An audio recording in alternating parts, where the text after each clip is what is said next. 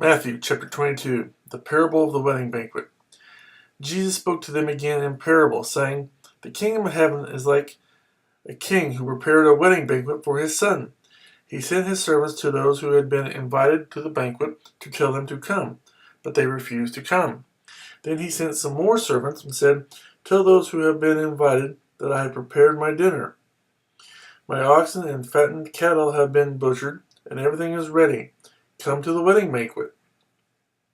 But they paid no attention and went off, one to his field, another to his business.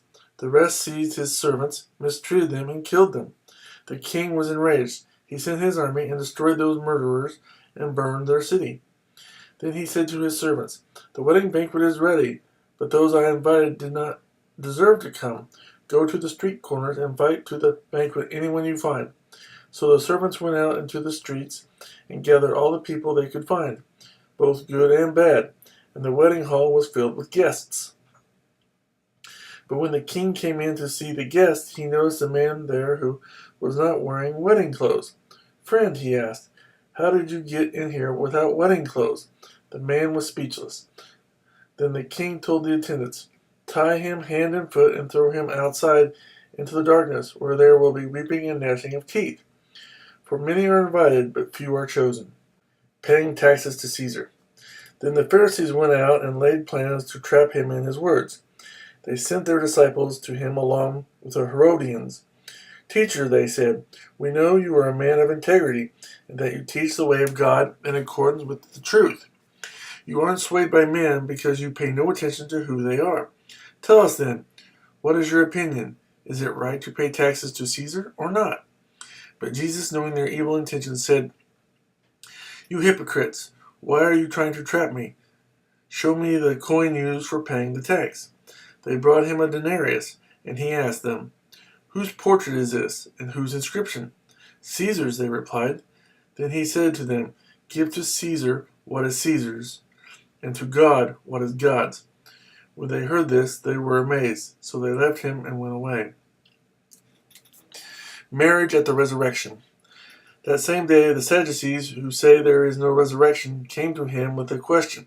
Teacher, they said, Moses told us that if a man dies without having children, his brother must marry the widow and have children for him. Now there were 7 brothers among us. The first one married and died, and since he had no children, he left his wife to his brother. The same thing happened to the second and third brother, right on down to the 7th. Finally, the woman died. Now then, at the resurrection, whose wife will she be of the 7, since all of them were married to her? Jesus replied, You are in error because you do not know the Scriptures or the power of God. At the resurrection, people will neither marry nor be given in marriage. They will be like the angels in heaven. But about the resurrection of the dead, have you not read what God said to you? I am the God of Abraham, the God of Isaac, and the God of Jacob. He is not the God of the dead, but of the living. When the crowds heard this, they were astonished at his teaching. The greatest commandment. Hearing that Jesus had silenced the Sadducees, the Pharisees got together. One of them, an expert in the law, tested him with this question. Teacher, which is the greatest commandment in the law? Jesus replied, Love the Lord your God with all your heart, and with all your soul, and with all your mind.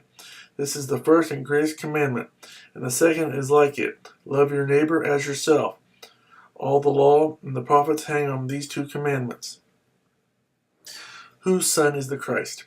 While the Pharisees were gathered together, Jesus asked them, What do you think about the Christ? Whose son is he? The son of David, they replied.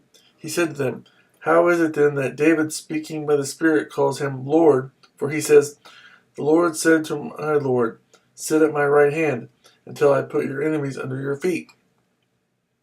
If then David calls him Lord, how can he be his son? No one could say a word in reply, and from that day on no one dared to ask him any more questions.